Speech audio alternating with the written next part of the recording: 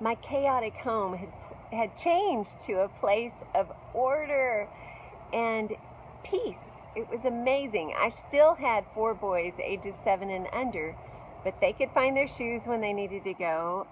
The family dinners were on the table in the evenings, and I could find my keys and actually get places on time.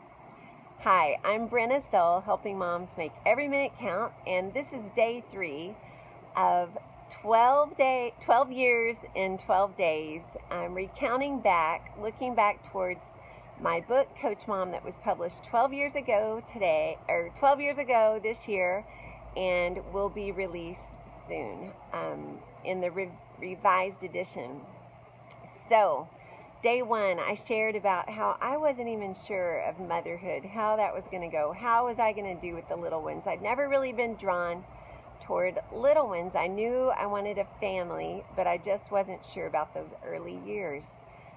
Day 2, I shared about we had 4 boys pretty quickly, ages 7 and under. We had 4 boys, and our home was just chaotic.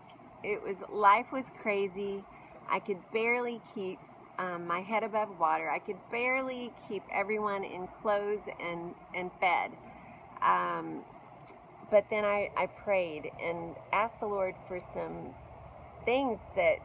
for some help in bringing order to my home, and He actually answered that prayer and brought me some answers that really, really worked.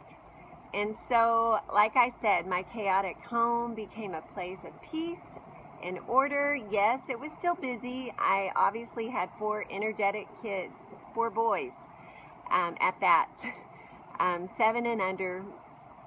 But like I said, when we started applying these principles and these new ideas, they could find their shoes when it was time to leave. I was getting family dinners on the table in the evenings, and I could find my keys and get places on time, or at least close to on time. I had been way off before that. So my neighbors took notice. They were interested. They had little ones too, and I just remember they all started asking, "What are you doing? What has changed?" And I started talking with them one-on-one, and then I just thought, you know what, we really need to form a class here because you're all asking. And so we did. We formed a class. We had, I don't remember if it was like around 6 moms, I believe, who came over every week. And I just kind of outlined my ideas. And we had a little class. It was called the Eternally Efficient Home, which is so cheesy, but it definitely, like, everyone came. As good as I can recall, I'm not sure anyone missed one session. I think it was a 6-week session. I was asked to lead a breakout session at a women's conference shortly after that on the same topic. And we had chairs set up for maybe, 50, and I kid you not, I don't remember the exact number, but we had at least 80 women pack into that room, maybe 100, I don't know. It was crazy, and it made it very clear, wow, I am not the only one struggling with this. This is a need. People are wanting to learn more and hear about this and bring their homes to a place of peace and order. So I was just kind of getting a handle on things. My 4th son was 1 when Chris brought up the topic. You know, he always knew I had always wanted a daughter and prayed for a daughter. So he came to me and was like, "Honey, you know, what are you thinking? Do you think we want to try for another one? And what are you thinking?" And I was just so overwhelmed, and I said, "I do not know." And he goes, "I'll tell you what, let's pray. Let's pray about it separately for 2 weeks. Let's come back together and let's talk." And I said, "Great." So I prayed about it. He prayed about it. We came back together. He said, "What do you think?" I said, "Oh, definitely not. We are definitely maxed out. We cannot handle one more." And he said, "Oh, I'm so glad you said that. I'm so glad to hear that because I'm feeling the same way. Definitely not." So it was interesting. Just a few weeks later, I wasn't feeling so well, and I found out I was pregnant with a baby. And oh my goodness, that was an overwhelming day. That was just, I couldn't imagine. I just could not imagine. We were stretched to the max with these kids, and I could not even imagine adding a baby, another baby into the mix, and all that, newborns, all that they need. And so I remember that night, I couldn't even sleep. My head was spinning. I was trying to figure out everything that very first night. Like, what was our schedule going to be? Okay, the baby's going to need 3 naps during the day. We've got the toddler that needs 1 nap, 1 longer nap in the afternoon. We've got 1.5 day kindergarten. We're going to have the 2 others in the elementary school. And my head was just spinning like crazy. I could not even sleep. I finally got up at like 2:30 in the morning and thought, well, I might as well read my Bible now, because it is not happening early in the morning. I know I will not be up early tomorrow.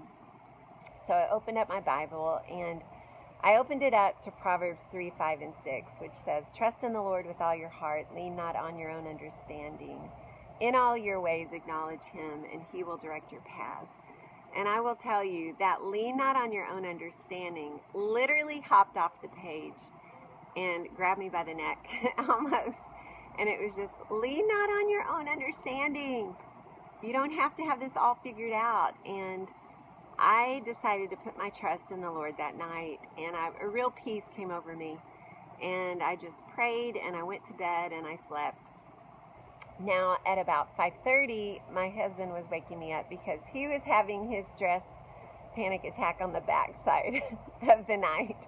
And he was up early reading his Bible, and he had never done this before and has never done it since. But he woke me up that morning at 5:30 and was so excited and said, honey, it's going to be okay. It's going to be okay. God's telling me it's going to be okay. I was reading in Ephesians 3:20 this morning, and what's crazy is that verse had been coming across my desk in my life 3 or 4 times in the last week or 2 before that. But he shared with me, it talks about how God is able to do immeasurably more than all that we can ask or imagine, according to his glory, his power that is at work within us. And he was like, we have the power, honey. We have the power in us. We can do this. We can do this. I know we can do this. And he also told me that morning that God was laying on his heart. He felt like God was saying, this baby would bring us a lot of joy.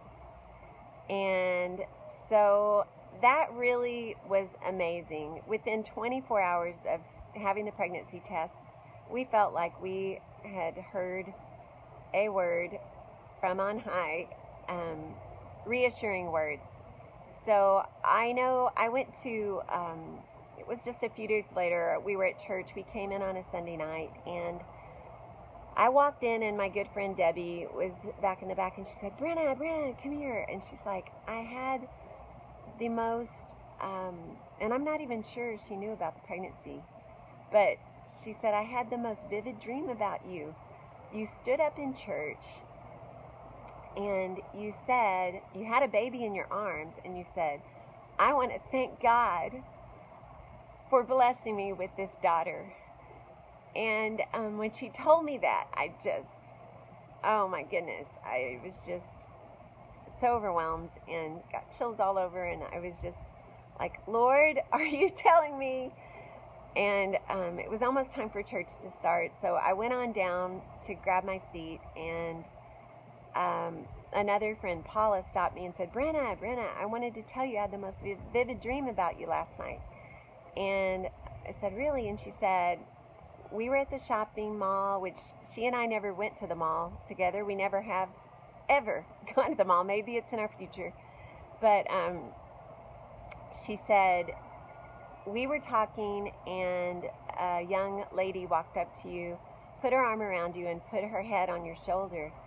And you said to me, you know you're getting old when your daughter outgrows you. And I was like, what?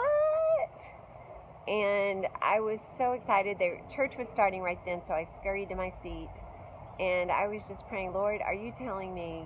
And I just felt very, very the assurance deep down in my soul that we were having a girl, that this was a girl.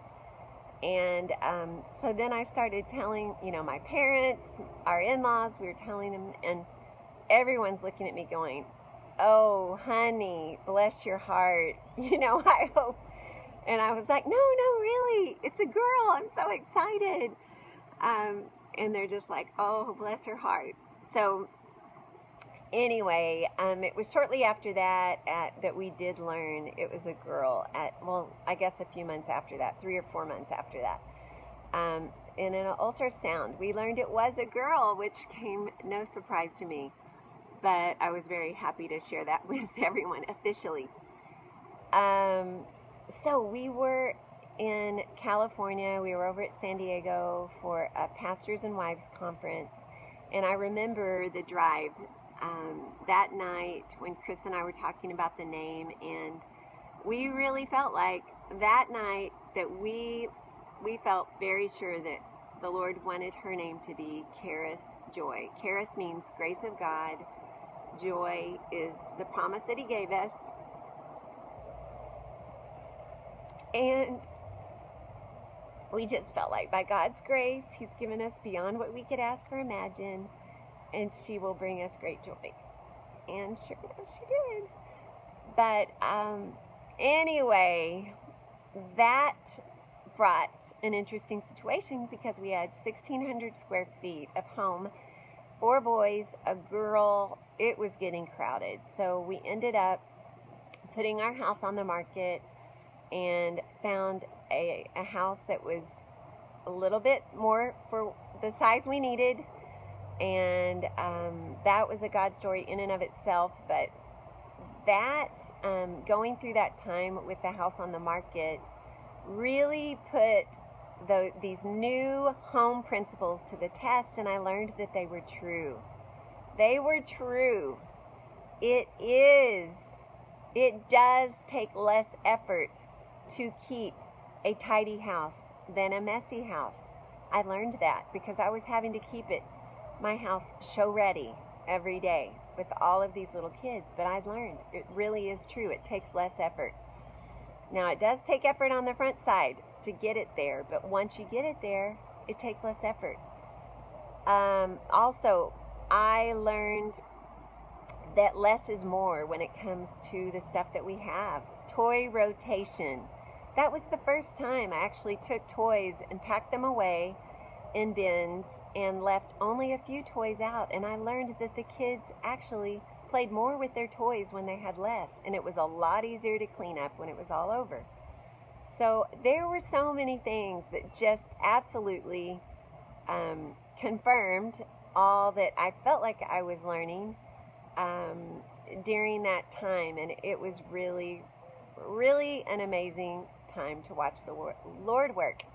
So that is all for today. Thank you so much for being a part of this journey. A part of today's story showed us that sometimes the things that look like, the unexpected things that look like, what? The things that might even seem devastating in our lives that we can't imagine can turn into some of the biggest blessings because God is in control.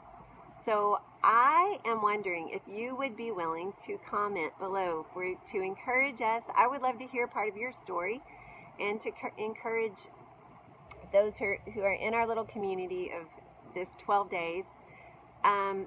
Please comment below if you have something in your life that looked like a bad thing that turned out to be a great thing, a blessing. So it would be an encouragement for us all to know that. And thank you so much. That's all for today. And please join me tomorrow for day 4 of 12 years in 12 days with Coach Mom. Have a blessed day. Bye-bye.